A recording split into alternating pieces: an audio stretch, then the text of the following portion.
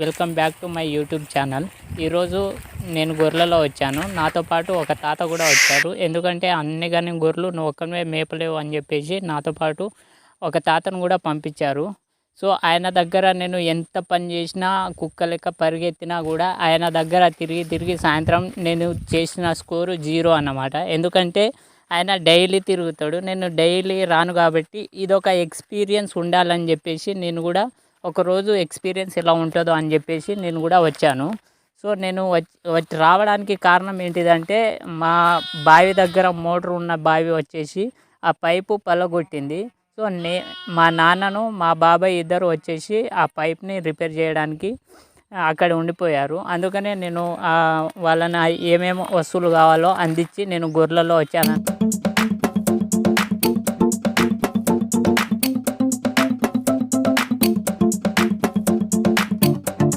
నేను ఒక సైడు నిలబడితే అవి ఒక సైడు పోయి తింటాయి. సో ఇక్కడ నుంచి అక్కడ వెళ్ళంగానే అవి ఉరికేసి మళ్ళీ రిటర్న్ వచ్చేస్తాయి. ఇటు కాకుండా ఎంతసేపు ట్రై చేసినా అటు ఇటు పరిగెత్తినా టైం అసలే కావట్లేదు అన్నమాట. సో ఎందుకంటే పొద్దున మధ్యాహ్నం ఎప్పుడూ అయింది. సో అప్పటి నుంచి నేను నా వల్ల కాదని చెప్పేసి మా బాబాయ్ని పిలిచాను. మా బాబాయ్ని పిలిస్తే ఆయన ఇంకా పని కాలేదురా ఉండరా అని చెప్పేసి అక్కడ ఉంచాడు. గొర్రెలు నాకైతే ఈయన 2-3 సార్లు కొట్టడానికి వచ్చాడు.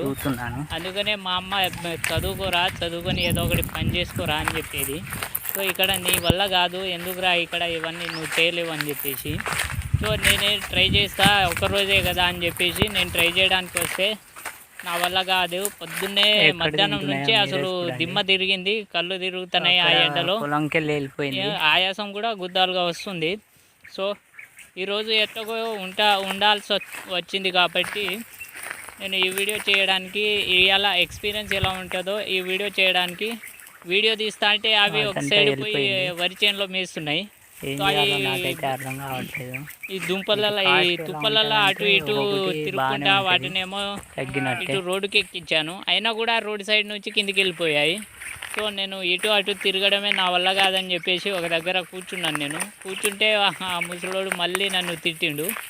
సో ఇదంతా కాదని చెప్పేసి ఎక్కడ పోయినా వాళ్ళు ఏమంటే తిరుగుతూ ఉన్నాయి అలా పొద్దున్న దాకా. సో నాకు ఇవాళ అర్థమైంది చదువు విలువ ఎలా ఉంటుందో అని.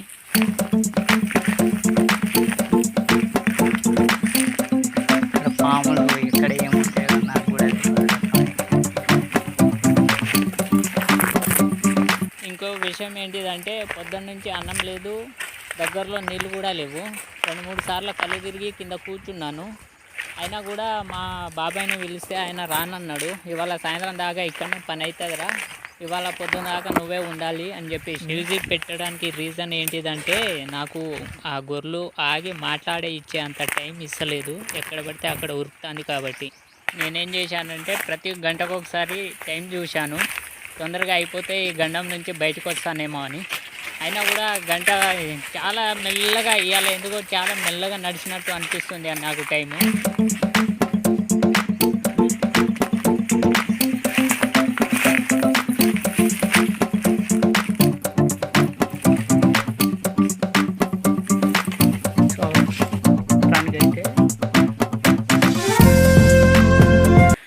ఇదే దిక్కుమాలిన పనిరా బాబు అనుకుని లైఫ్ లో ఫస్ట్ టైం వచ్చేసి అనుకున్నాను.